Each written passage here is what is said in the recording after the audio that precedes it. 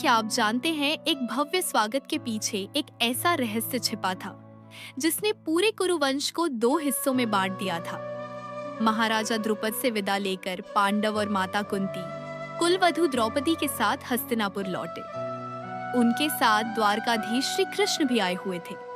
हस्तिनापुर में उनका भव्य स्वागत किया गया। पांडवों को देखकर पितामह भीष्म ने खुशी से उन्हें गले लगा लिया और कुलवधु द्रौपदी को आशीर्वाद देते हुए सबको महल के अंदर ले गए। लेकिन इस खुशी के बीच एक छिपा हुआ तूफान उठ रहा था, दुर्योधन का अभिमान। धृतराष्ट्र जानते थे अगर पांडव वापस आ गए हैं तो राजगद्दी का हकदार भी वही है। लेकिन दूसरी तरफ था दुर्योधन का जिद और अभिमान। इस दुविधा में धृतराष्ट्र रात भर सो नहीं पाए, क्योंकि वो अपनी जिम्मेदारी और दुर्योधन के मोह के बीच फंस गए थे।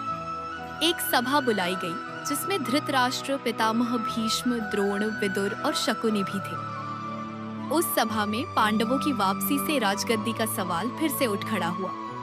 राज्य का उत्तराधिकारी कौन बनेगा, दुर्योधन या युधिष्ठिर?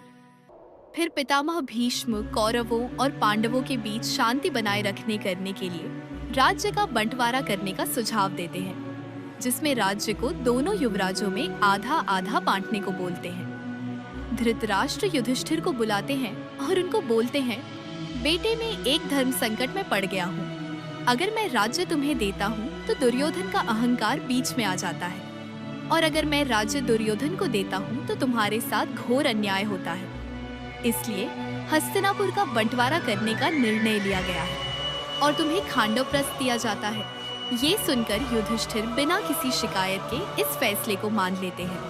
इसका अगला भाग जानने के लिए चैनल को सब्सक्राइब करना ना भूलें। मिलते हैं अगले अध्याय में महाभारत की एक और रोचक कथा के साथ। जय श्री कृष्ण।